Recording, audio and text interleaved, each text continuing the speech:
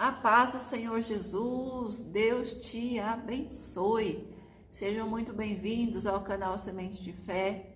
Eu sou a pastora Marta e quero deixar aqui uma palavra de reflexão para as nossas vidas, falando um pouquinho sobre as tempestades da vida, as situações que nós enfrentamos no dia a dia, o que nós temos visto acontecer. E as tempestades, amados, elas são pedagógicas. As tempestades nos ensinam sobre muitas coisas. Nós vemos Jesus passando por diversos tipos de tempestade. Nós vemos quando Jesus estava deitado ali sobre um travesseiro e aquelas ondas começaram a atracar aquele barco e os discípulos desesperados começaram a clamar, a gritar por Jesus, a dizer: Senhor, não se importa que nós morramos?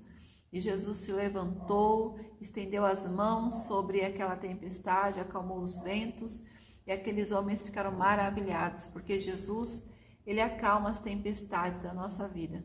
Nós vemos também, amados, outras tempestades.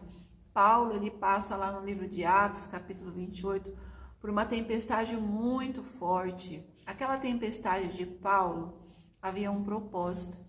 O Senhor queria que ele passasse por uma ilha e aonde ele estivesse naquela ilha, ele pregasse a palavra, houvesse cura, salvação e libertação sobre a vida daquelas pessoas. Deus, quando tem um propósito na nossa vida, os ventos às vezes mudam de direção, né? Mas a tempestade que eu quero falar hoje com você são aquelas tempestades que nós provocamos nas nossas vidas. Tempestades que muitas vezes nos leva para o fundo do mar. Imagina uma tempestade no meio do barco, no meio do mar, onde você está ali achando que está tudo bem, quando de repente você se depara com ventos fortes, barco a pique, e quando você menos espera está lá no fundo do mar, na boca de uma baleia. E assim, amados, muitas pessoas estão passando por tempestades adversas.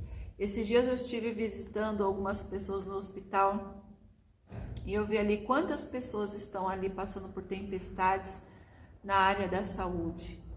Quantas pessoas estão passando por tempestades na área espiritual. Quantas pessoas estão passando por tempestades na área financeira. Quantas pessoas estão passando por tempestades familiar, com filho, na família, com uma situação adversa.